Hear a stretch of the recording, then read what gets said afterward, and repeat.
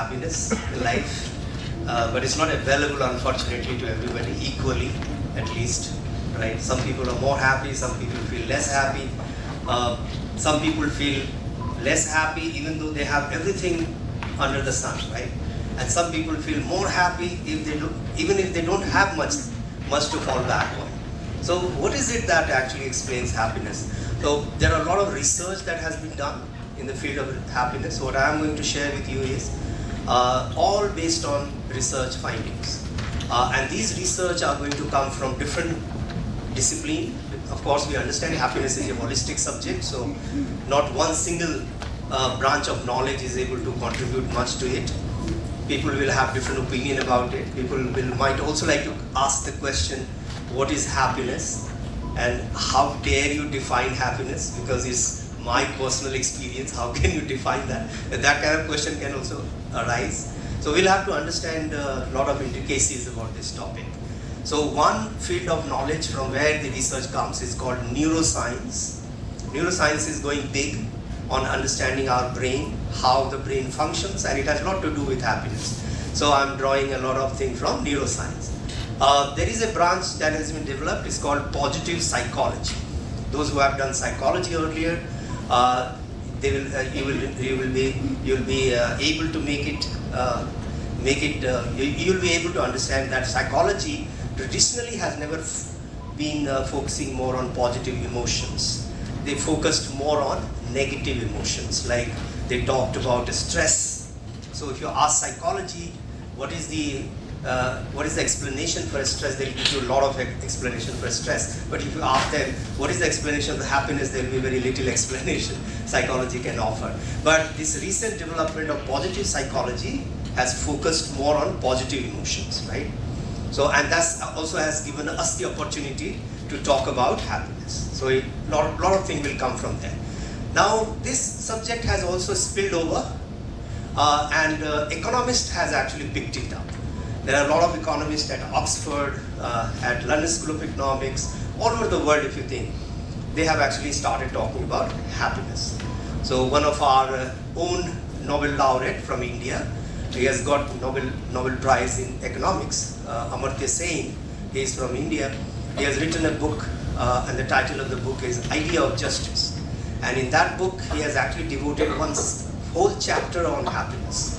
And he talked about something very interesting. He said there is something called capability to be happy. Look at that. He said the individual's capability to be happy might differ, right?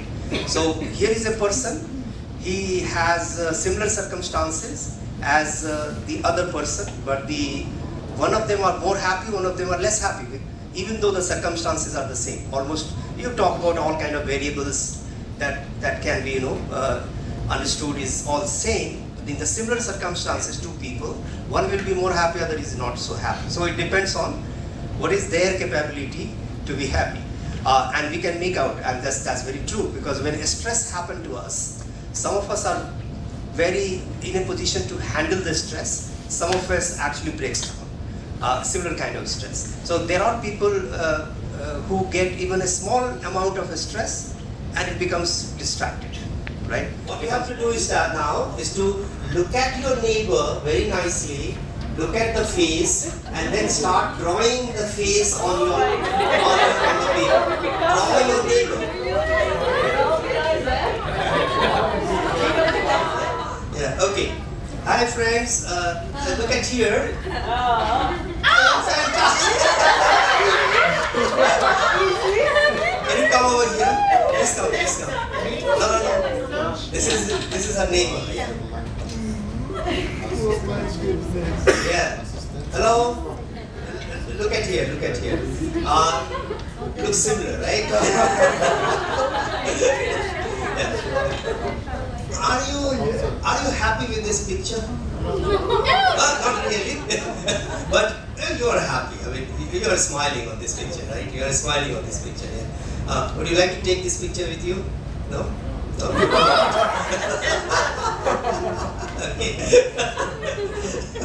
All right. Look at this picture. This in any way is not perfect.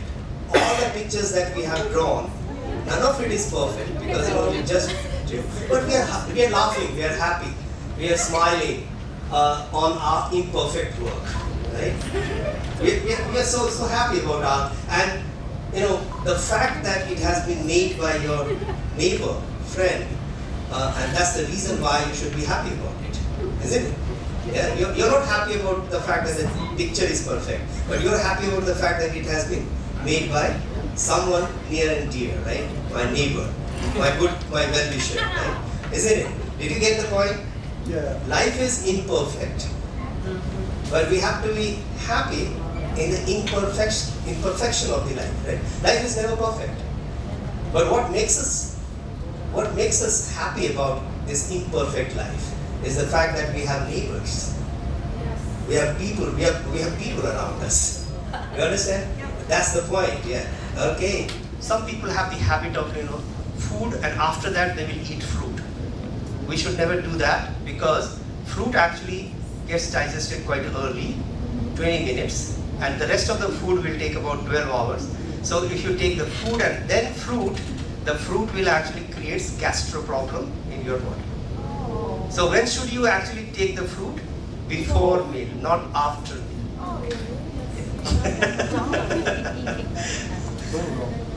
All right. There is a lot of things behind it, so I'll just give you a few ideas about it. Yeah. Shall we move forward? The 3 actions for your mind now. So it was 4 actions for your body. Now this is 3 actions for your mind. The first indicator is your body. Second indicator is your mind. Now we have spoken a lot about mind. So what are the 3 actions we can do? 6, 5, 4. 6 is perform mindful meditation for about 5 to 10 minutes every day. Just 5 minutes of yours is required for this mindful meditation. Along an active filament into the inner part of our brain's parietal cortex, which produces feelings of happiness. So happiness is a phenomenon that is happening in our brain. But what is important here is endorphin, the ball of endorphin. If there is no endorphin, this phenomenon is not going to occur in our brain. Endorphin is a kind of neurochemical, right? It's a neurochemical. Endorphin is a neurochemical. Look at the tragedy of life. So, in most of the gathering like this, with the top bosses from corporate, I do the workshop and I ask them, write 10 things. If you get, you will be happy. And they write 10 items, right? And I have more than 2,000 questionnaire filled in by them. And I did the analysis. I found that 80% of what they have written, that means 8 out of 10 items that they want in life, are not producing endorphin. They are all producing what? Dopamine. You know dopamine, right? When do you get dopamine? Dopamine is also a neurochemical. When do you get dopamine? Dopamine you get is like, rewarding system. You get money, it gives you dopamine. You make house, you get dopamine. You buy a car, it gives you dopamine. If somebody praises you, it generates dopamine in your body, right? You buy a mobile, it generates dopamine. It's like eating ice cream. I like ice cream, I eat ice cream. Ice cream is a source of dopamine. But the problem is not the ice cream. The problem is that it doesn't stop at one ice cream. If you eat one ice cream, you need another ice cream, you need another ice cream, you need another ice cream. Dopamine makes you dependent on that. The more you chase dopamine, the more you become dependent on dopamine. And if you don't get dopamine, you think that the life is not happy. So it's like hedonic treadmill. It is something like hedonic treadmill. And you are put on the hedonic treadmill and it started. And you start running. Ice cream, ice cream, ice cream, money, money, money. Dopamine, dopamine, dopamine. You're chasing dopamine. And when the treadmill stops and your age is already 50, right? Because you have ran after dopamine. And you're already 50.